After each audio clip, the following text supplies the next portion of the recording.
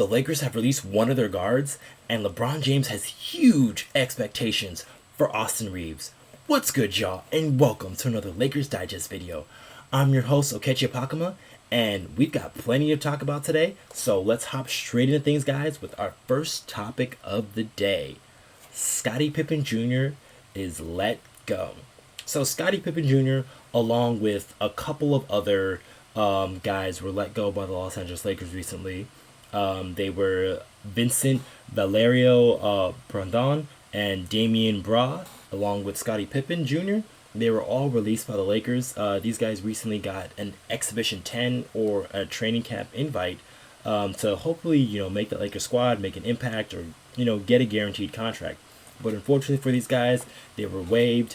And a guy like Scottie Pippen Jr., he was a little bit known to the Lakers brass as he was a guy on the squad last season, as he was a two-way guy, and he spent most of his time with the South Bay Lakers. He did get some time with the main Lakers squad, but unfortunately, to do with the roster imbalances, and then after the Russell Westbrook trade, they added a lot of guards as well. So playing time for Scottie Pippen Jr. just became scarce for the big club, so he spent most of the time in the G League, where he did start for that team and did play pretty solid for them as well.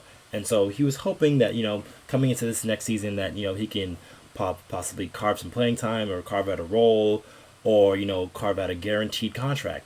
So, unfortunately, at the start of the summer, he lost his two-way status. He lost it to three new incoming rookies, Colin Castleton, Des Moines Hodge, and Alex Fudge, and then probably Des Moines Hodge is going to be the more direct replacement for a guy like a Scottie Pippen, as they're both guards, but they're both very different guards, as Des Moines Hodge is more of a 3-and-D guard, and Scottie Pippen is more of just like a pure point guard type of player. But there just was no real viable path to playing time for Scottie Pippen Jr., and he was being looked at as, maybe a guy that can possibly show something, as, being a son of a former NBA great. And unfortunately, as he didn't get some of the skills and attributes that his dad had, he does have the passing, does have the vision, but he didn't get the height, as he's a bit of an undersized guard, as listed around 6 to 6 foot, 6'1" to 6 foot. So he's not super tall in stature. He wasn't a guy who was super quick, super athletic either, or a great shot maker. He was just a solid, pure point guard. And unfortunately for the Lakers, they didn't really need or have a use for that. And so with a guy with not too high of a ceiling, and just a guy who played a point guard position, where would be pretty redundant if the Lakers were to sort of bring him back, because they have guards like Gabe Vincent, Austin Reaves, and D'Lo.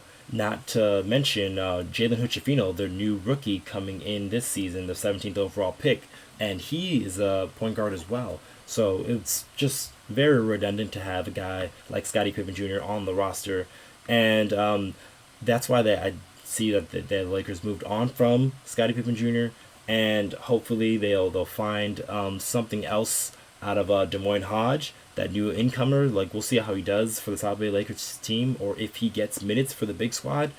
But there still is a chance, though, that Pippen Jr. ends up on the South Bay Lakers squad still, as although he was waived by the Lakers, he can still be retained by the South Bay squad. We'll see what happens, just because, only time will tell with some of these things, as a lot of the end of the rosters are really being solidified here in the next couple of days. So, speaking of guards, though, on to our next topic here. LeBron James has high expectations for Austin Reaves.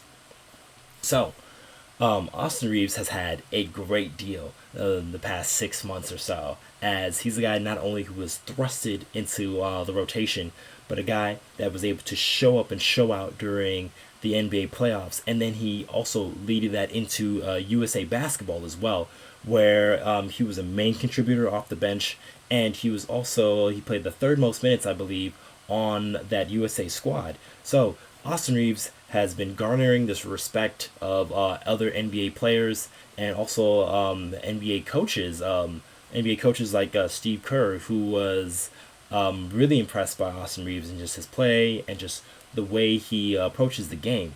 But one of the main guys that has been on his tail and just been talking him up is LeBron James, and he's got expectations for him as well. As said in this quote here, okay, plus minus is out the window for you. You're too good, Reeves said, James told him. Sometimes my plus minus is -5, but that doesn't mean anything for some guys. And sort of what LeBron was kind of alluding to Austin Reaves here is so that plus minus usually is an indicator for most players to see like how well a player is doing while they're on the floor. And if they're on the floor while their team is playing well, their plus minus tends to be higher. And that was Austin Reaves' story for most of last, if not all of last season, as he was the guy, anytime that he was on the floor, the Lakers would play really well. And so that led into him playing more minutes and getting more run and eventually showing himself to be the third best player at some points. So now coming into this season, where Austin Reaves is going to be looked at to be more of an offensive initiator and have a bigger role on offense, there is almost going to be an expectation for Austin Reaves for him to not only take up this usage and take up this higher role, but to do it to just as good as efficiency. But what James was saying though with the plus minus is if you tend to play more minutes, because Austin Reeves is going to be a guy who's going to be a starter, who's going to get probably 30 plus minutes a game, and sometimes if you're a starter and you play a lot of minutes, there's going to be some groupings that you're going to be in that aren't going to play as well. So your plus minus isn't going to be as high. But that does not mean it's not an indicator that you're not a good player. And this is what James was telling Reeves here, as he's shown that he belongs, not only belongs in this league, but also is a threat in this league as well. And he's going to be looked at on the Lakers with more responsibility. So that's why a guy like LeBron James is giving him this more trust, as he is a very high level decision maker and he makes very good decisions. And when you can have the backing of a LeBron James, who most people consider to be one of the greatest players of all time, I think that does loads for your confidence for a guy like Austin Reaves. And him finally coming into his own, this is sort of like a whole culmination of all of that. And having a guy like LeBron in your corner, along with Darvin Ham, who has been talking Austin Reaves up as well. So this just only proves that all this work that Austin Reaves has been doing to become a better player, it's been working, and it's going to continue to work just because of the way his work ethic is. So Austin Reaves finally coming into his own as one of these the Lakers' main offensive initiator is gonna showcase just a new wave of what the Lakers can do with their offense this season, and just in play in general. But guys, I'm gonna wrap this up here. But if you guys like this video, just hit like, subscribe, comment, guys. This is the early parts of Lakers Digest, and we're just so excited to bring you some like Laker news. So just keep things running, guys. I've been your host, Okechi Apakama, and I'm gonna be signing out, guys. So catch y'all later.